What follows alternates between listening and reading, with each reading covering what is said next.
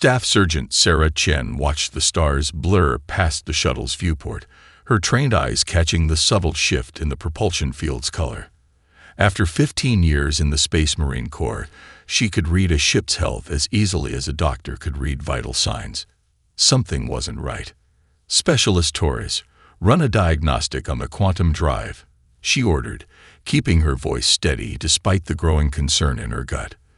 The young technician's fingers danced across the holographic interface, his brow furrowing deeper with each passing second. "Ma'am, these readings don't make sense. The drive's functioning at 130% efficiency. That's not possible." Chen unbuckled her harness and floated toward the engineering station. The numbers scrolling across the screen confirmed her fears. Their routine patrol had just become anything but routine. The quantum drive wasn't malfunctioning. It was being enhanced by something outside the shuttle. "All hands, secure stations," she announced over the intercom. "We're experiencing unexpected."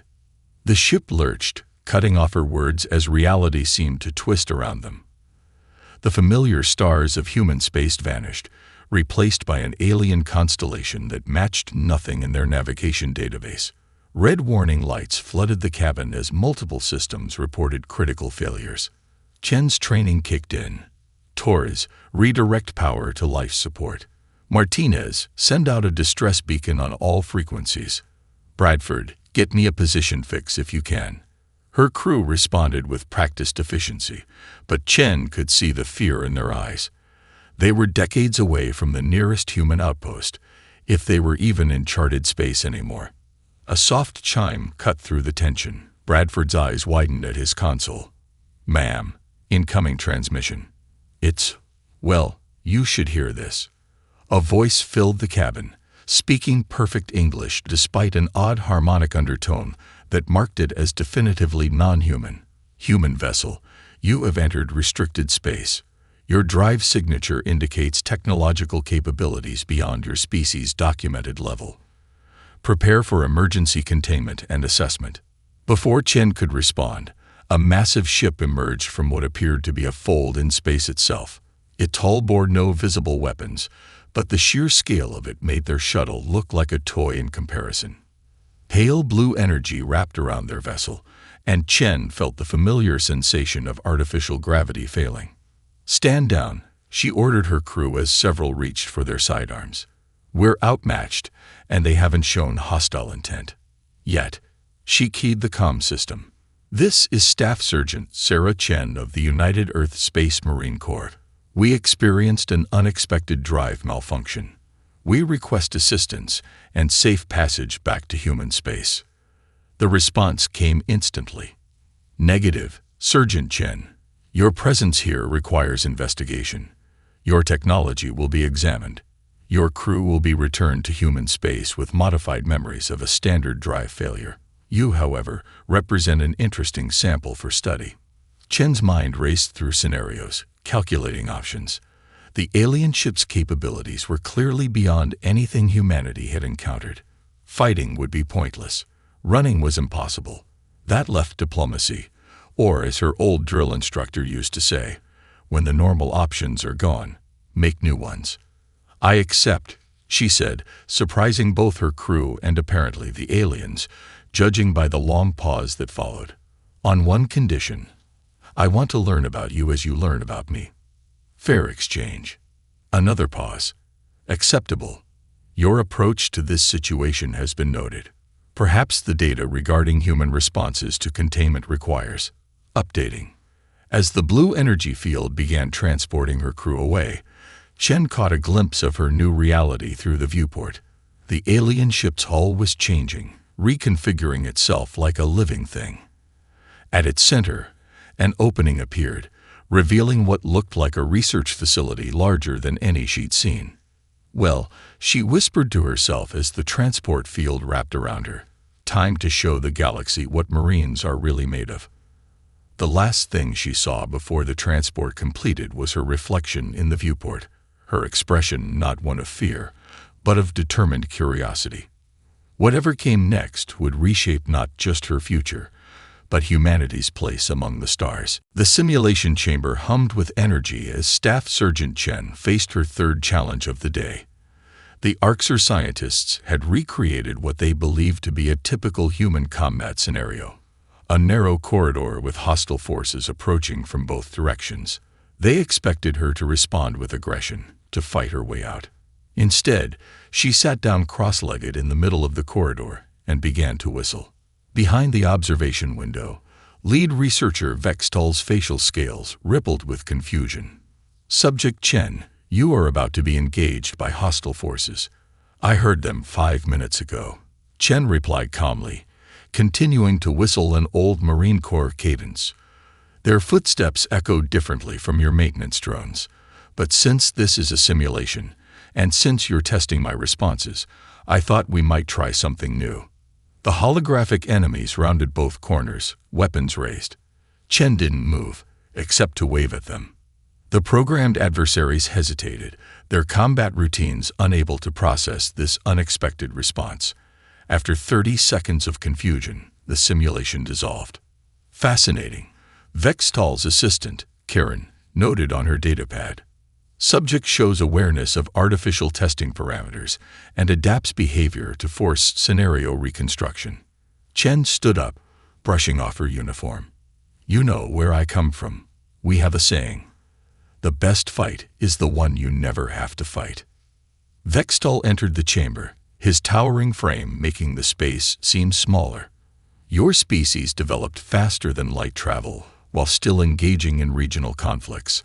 Our models suggest this combination should produce aggressive expansion, yet he gestured at the empty corridor.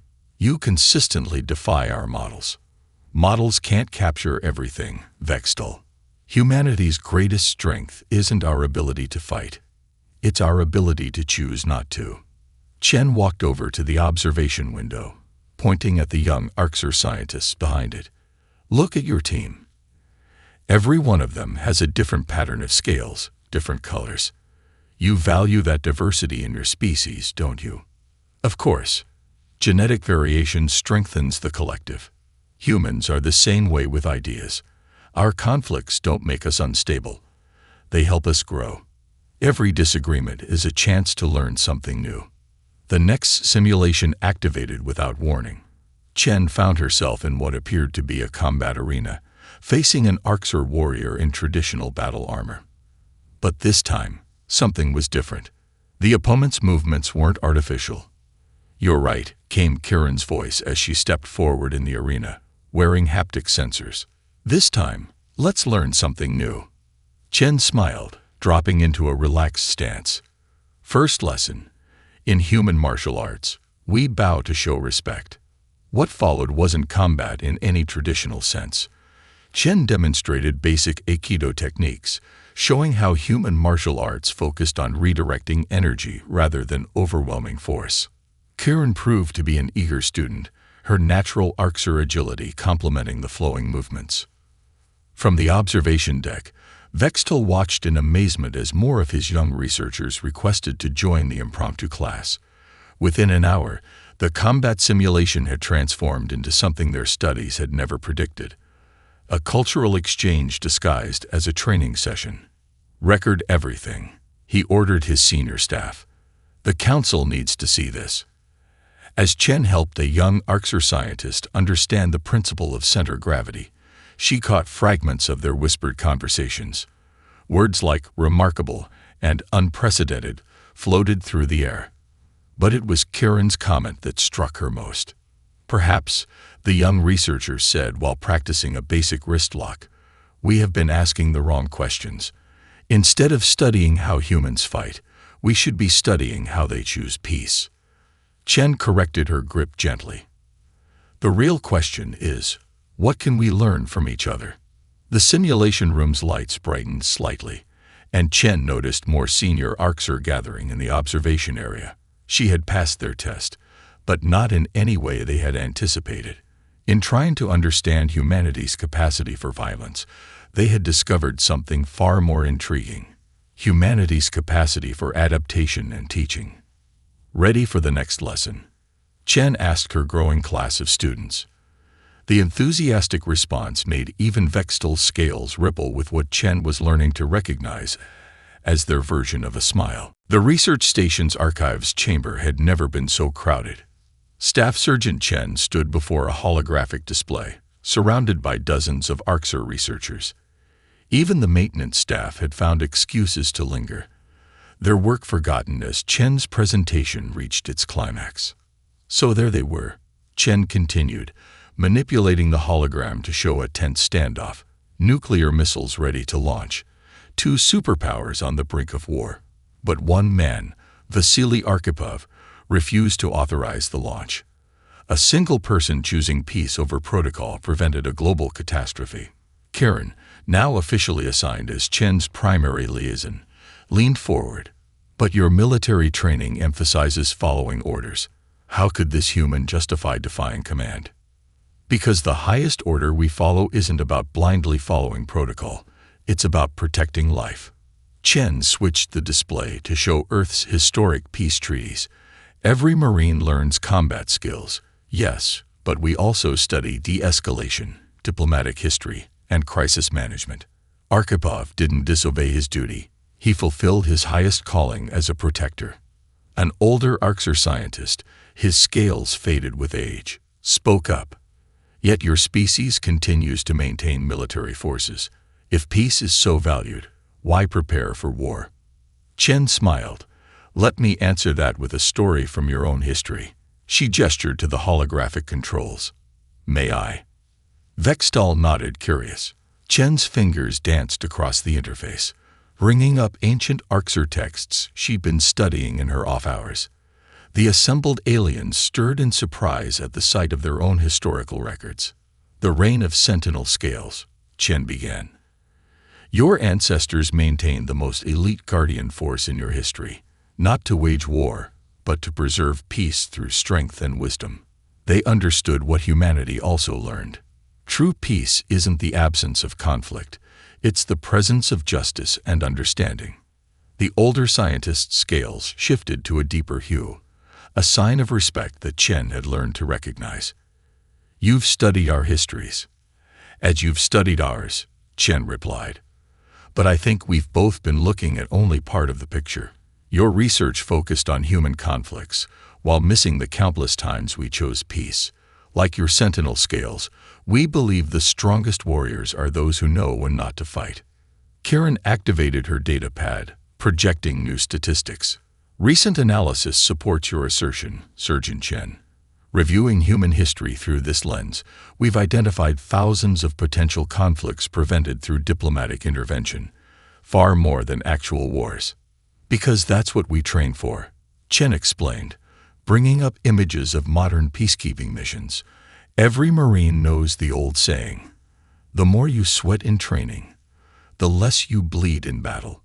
But we've adapted it. The more we work for peace, the less we need to fight. The chamber fell silent as a new figure entered, Council Observer Taxlin, their scales bearing the distinctive patterns of the Orcs leadership caste. Chen had heard whispers about their presence on the station, but hadn't encountered them until now. Impressive, Taxlin said, their harmonic voice filling the room. You speak of warriors choosing peace while carrying the skills for war. A paradox, some would say. Chen stood straighter, meeting their gaze. With respect, observer, it's only a paradox if you believe strength and peace are opposites. We've learned they're companions. A Marine's strength isn't measured by enemies defeated, but by lives protected and conflicts prevented. Taxlin's scales rippled in what Chen now recognized as thoughtful consideration. Continue your lessons, Sergeant. It seems we have much yet to learn from each other. They turned to leave, then paused. And perhaps there are some lessons we could share as well. As the observer departed, the room buzzed with excited discussion. Chen caught fragments of conversation about revising research parameters and establishing new cultural exchange protocols. But it was Karen's quiet comment that captured the moment's significance. You know, Sarah, she said, using Chen's first name for the first time, I think we're witnessing the birth of something unprecedented here. Not just understanding between species, but a whole new way of seeing strength and peace. Chen nodded, already planning tomorrow's lesson. That's the thing about peace, Kieran. It grows stronger the more you share it. Trust fall. Chen called out, watching as Kieran's scales flickered with nervous energy.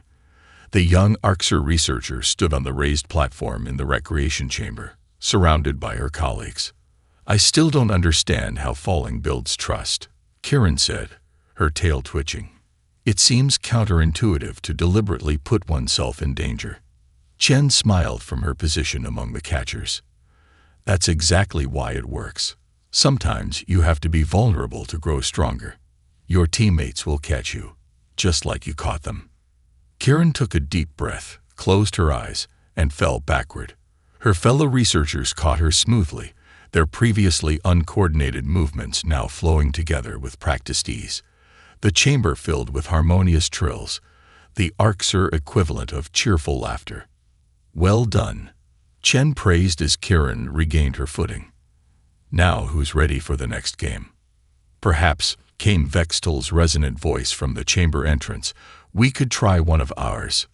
The lead researcher stepped forward, carrying what looked like a crystalline sphere filled with swirling colors. This is resonance. It requires participants to synchronize their emotional states to create specific patterns. Chen's eyes lit up. Perfect. Cultural exchange should go both ways. How do we play? The next hour transformed the recreation chamber into a fusion of human and Orcs recreational traditions. Chen learned that resonance demanded not just emotional control, but the ability to sense and match the feelings of others. The Orcs, in turn, discovered that human games often contained hidden lessons about cooperation and trust. Remarkable, observer Taxlin noted from their observation post. The human adapts to resonance, as if she were born to it. Vextel nodded, watching Chen help a young researcher balance their emotional output. She says games reveal truth about species. I'm beginning to understand why. The sphere in the center of the chamber pulsed with new patterns as human and Orcs participants learned to synchronize their emotions.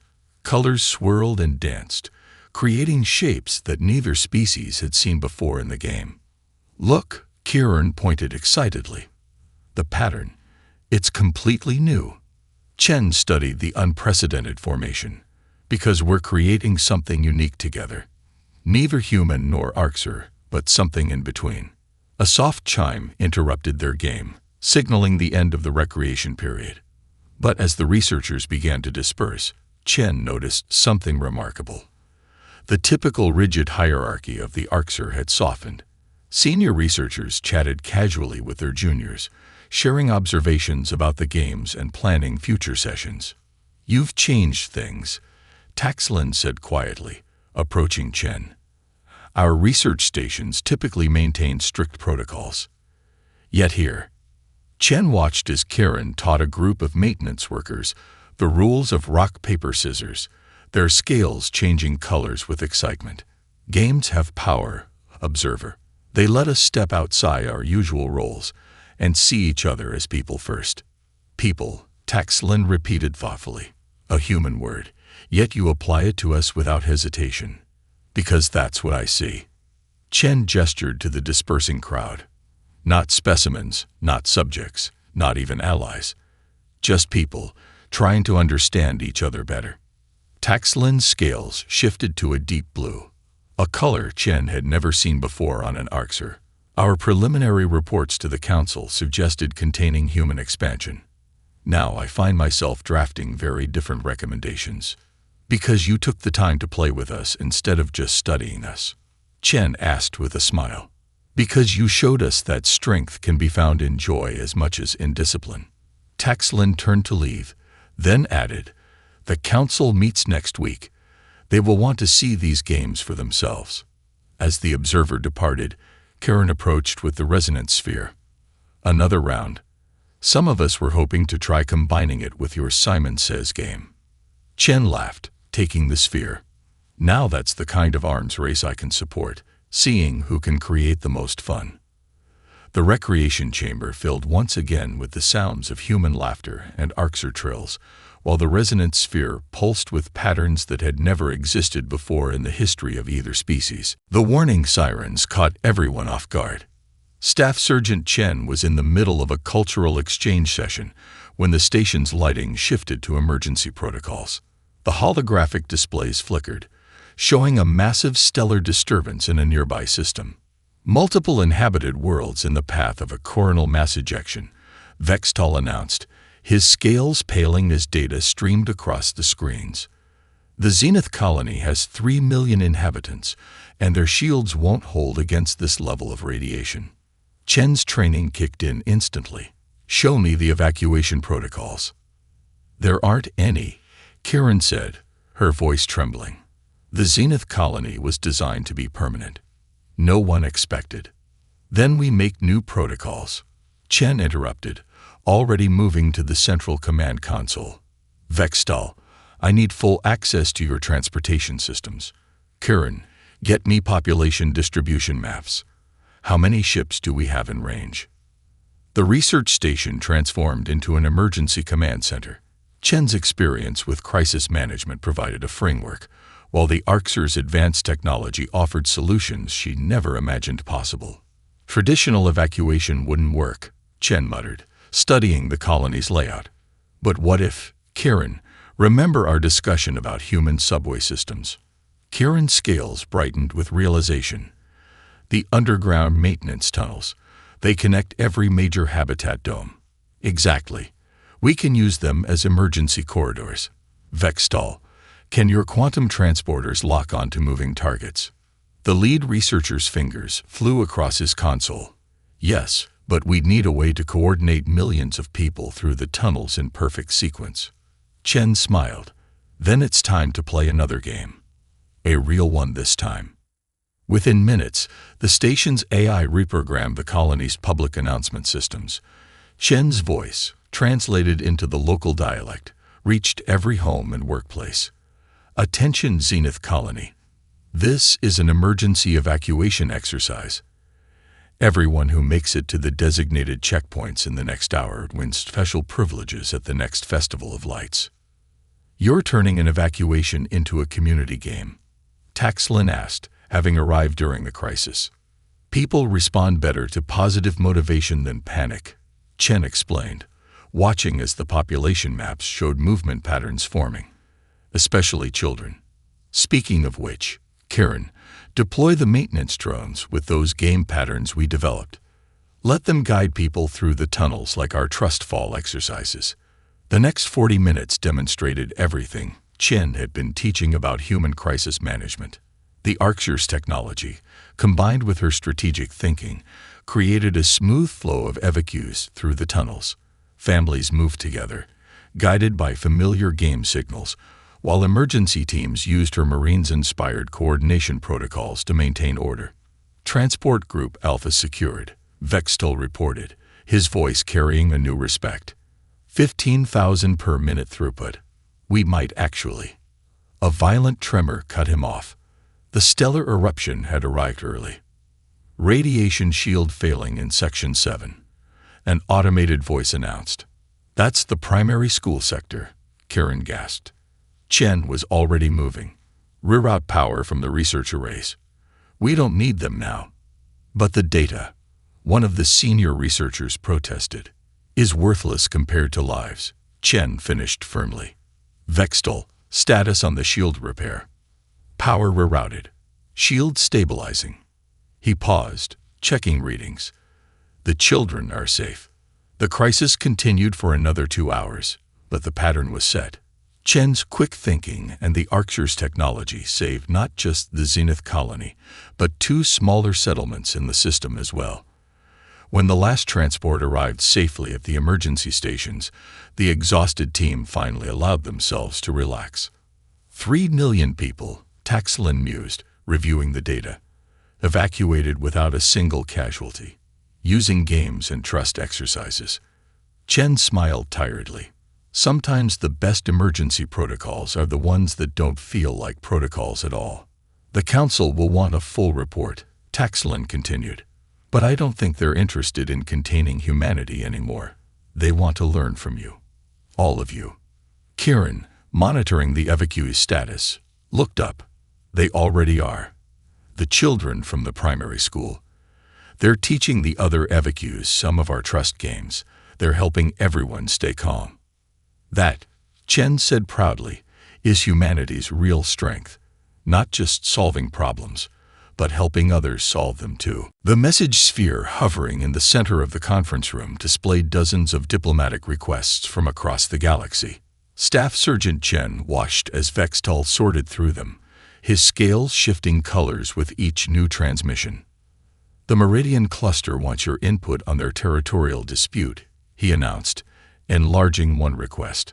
The Sci-Fi Concordat asks for human perspective on their generational conflict, even the Eternal Assembly. He paused, scales flickering in surprise. They haven't requested outside counsel in 10,000 years. Chen studied the growing list of requests. They don't need me specifically. They need what I represent, a new way of thinking about conflict resolution. Perhaps, Kieran suggested, entering with fresh data crystals, and perhaps not. The Zenith colony evacuation proved that your methods work on a massive scale. 3 million lives saved through games and trust exercises. That's unprecedented. The station's archives have been working overtime, processing and distributing information about human diplomatic and military history. Chen's lessons had evolved into formal presentations, broadcast to interested species across known space. Speaking of unprecedented, Taxlin said, joining them, the Council has finished their preliminary review of your impact on interstellar relations. The observer activated a holographic display, showing a complex network of diplomatic connections. These are the traditional communication patterns between species. They gestured, and the display shifted. And these are the new patterns forming since your arrival. The difference was striking. Where before there had been rigid, formal channels, now there were organic, interconnected webs of dialogue. Species that had never directly communicated were reaching out to each other, inspired by the human example. You've created ripples, Taxlin continued, that are becoming waves. Chen smiled, remembering her old drill instructor's words about small actions having large consequences. Ripples only become waves when others join in. Your young researchers, the FAQs from Zenith Colony, they're the ones spreading these ideas. As if to prove her point, the station's recreation chamber next door erupted in harmonious trills, the sound of Orcs youth engaging in another cultural exchange session. Through the observation window, Chen could see them teaching a group of visiting diplomats the trust fall exercise. The Council faces a choice, Taxlin said, their tone serious. Our original containment policy toward Earth seems inadequate now, but some fear that too much human influence could destabilize established power structures. Change always brings uncertainty, Chen acknowledged. But look at your own station. Has the hierarchy collapsed because researchers and maintenance workers play games together, or has it grown stronger through understanding? Vextal's scales rippled with amusement. Our efficiency ratings have actually improved since implementing your recreational protocols. It seems working together is more productive than working apart. A new message sphere materialized in the center of the room, its priority markers glowing bright. Inside was a simple request. The Orcs High Council wished to experience these human methods firsthand. They want you to present to them directly, Taxlin translated, their scales showing astonishment. This is unprecedented. You say that word a lot lately, Chen teased. She studied the request thoughtfully. Tell them yes, but on one condition. I want to bring some of your young researchers with me. They're not just students anymore. They're teachers in their own right. Kieran's scales flushed with pride. You trust us to help present to the High Council. Trust is a two-way street, Chen replied. You've trusted me with your culture, your technology, your ways of thinking. Now it's time to show the Council what we've learned from each other. As they began preparing for the presentation, Chen noticed something remarkable. The rigid formality that had characterized the station when she first arrived was gone. In its place was something new, a blend of human adaptability and Arcser precision, creating an environment where both species could thrive. You know, she said to no one in particular, maybe this is what first contact should have been all along. Not just exchanging knowledge, but creating something new together. The message sphere pulsed with confirmation from the High Council, while outside, the sounds of shared laughter and learning continued to echo through the station. The High Council chamber stretched upward in elegant spiral tiers, its crystalline architecture reflecting the light of 3 setting suns. Staff Sergeant Chen stood at the center platform, surrounded by her team of young Arcser researchers. Above them, hundreds of council members watched with varying degrees of curiosity and skepticism. Honored Council, Chen began, her voice clear and steady. I'm not here to tell you about humanity. I'm here to show you what we've learned together. She nodded to Kieran, who activated a holographic display. The chamber filled with images from the past months. The trust exercises, the Zenith colony evacuation, the new diplomatic connections forming across space. When I first arrived at your research station, you wanted to study human aggression. Instead, you discovered human adaptation. But that's only half the story. Chen gestured to her team. These researchers didn't just learn about humans, they helped create something entirely new. On cue, Vextel stepped forward, his scales shimmering with professional pride. Our efficiency metrics have increased by 300% since implementing human collaborative methods. But more importantly, we've discovered that strength doesn't come from rigid hierarchy. It comes from understanding and trust. A council member in the upper tier raised their ceremonial staff. Understanding is well and good, but humans remain unpredictable. Your own history is filled with conflicts. Yes, Chen agreed, surprising the council member. We've fought wars, made mistakes, learned hard lessons, but that's exactly why we're uniquely qualified to help maintain peace. She turned to her team. Show them. The young researchers moved into formation, demonstrating a seamless blend of human martial arts and Arcser movement patterns. What started as a combat demonstration transformed into a coordinated dance of trust falls and caught strikes, each motion flowing into the next. This is what humanity offers, Chen continued as the demonstration unfolded. Not just our strengths or our flaws, but our ability to learn, adapt, and grow. We don't want to change who you are. We want to help you become more of who you can be. The High Council's chief speaker leaned forward, their ancient scales catching the light. You speak of growth, yet your species is young compared to ours. What can such youth teach the stars? Sometimes, Chen smiled. Youth sees possibilities that experience overlooks. Karen. The young researcher stepped forward, her voice trembling slightly but growing stronger with each word. 3 months ago, I feared humans. Now, I count Sergeant Chen among my closest friends. Not because she demanded trust, but because she earned it. One game, one lesson, one shared experience at a time. Taxlin, watching from their observer's position, added their voice. The data is clear. Human influence hasn't destabilized our systems. It's strengthened them. The Zenith colony evacuation proved that their methods work on a massive scale. The chamber filled with murmurs as council members discussed among themselves. Chen waited patiently, standing with her team. They weren't just students anymore. They were living proof of what cooperation could achieve. Finally, the chief speaker raised their staff. We have reviewed the evidence, observed the changes, and reached a decision. They paused, their scales shifting to a formal pattern.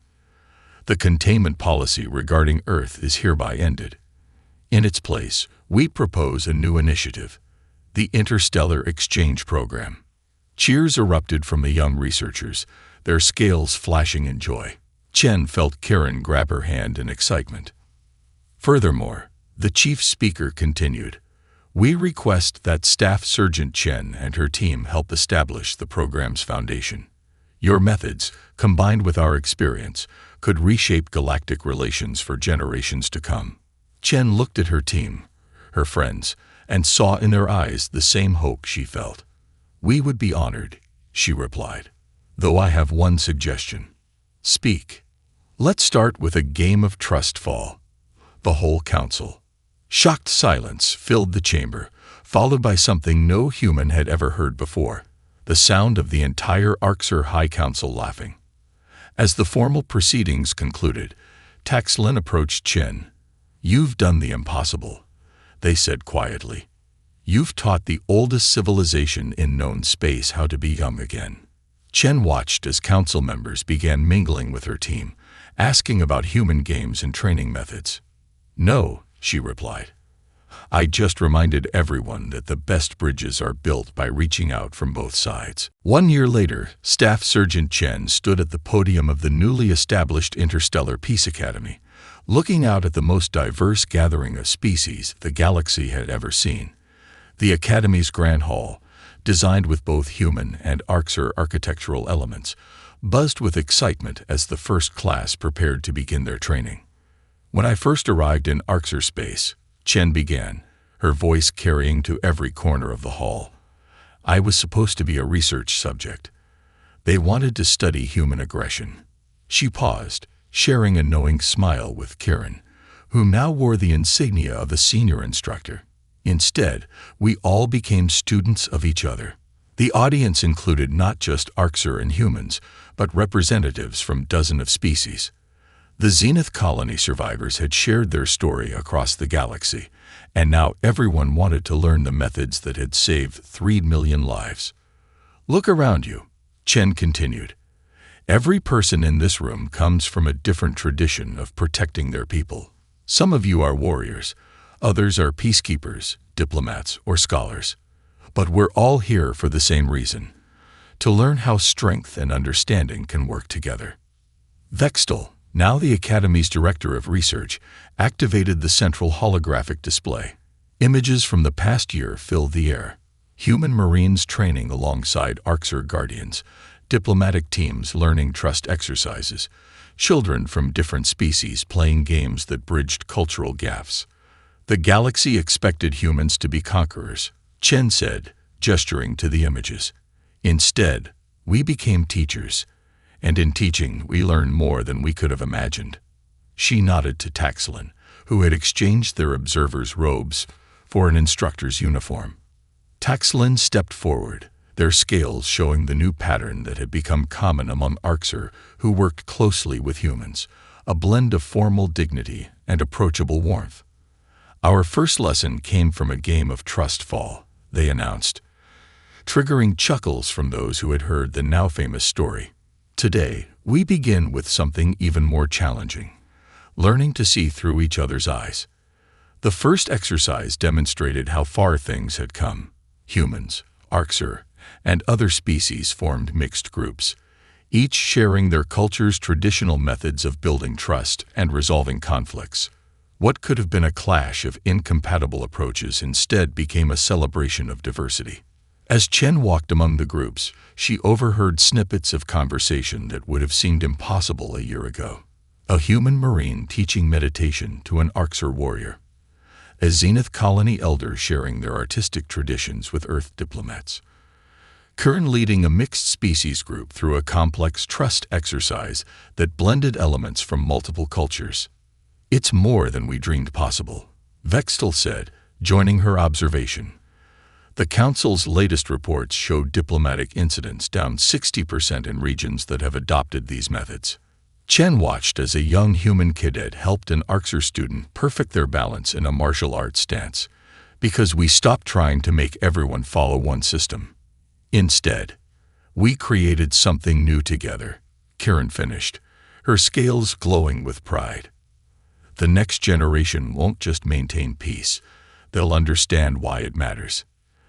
The Academy's bell chimed, its tone designed to be pleasant to all species hearing. As the first official class prepared to begin, Chen felt a familiar hand on her shoulder. Taxlin had approached silently, their expression thoughtful. "You know," they said, when the Council ended the containment policy, some feared we were taking a risk. Now they see we weren't risking enough before. Every species has something to teach. We just needed someone to show us how to listen. Chen smiled, watching as her first class settled into their positions, ready to learn. That's the real lesson, isn't it? Strength isn't about who can fight the hardest. It's about who can build the strongest bridges. Above the academy, Earth and Arxer ships patrolled together, their crews no longer separated by fear or suspicion. And in classrooms throughout the facility, the next generation of peacekeepers began their training, learning not just how to maintain peace, but how to nurture understanding across the stars. Ready for another year? Karen asked, preparing her teaching materials. Always, Chen replied. After all, every trust fall begins with a single step forward.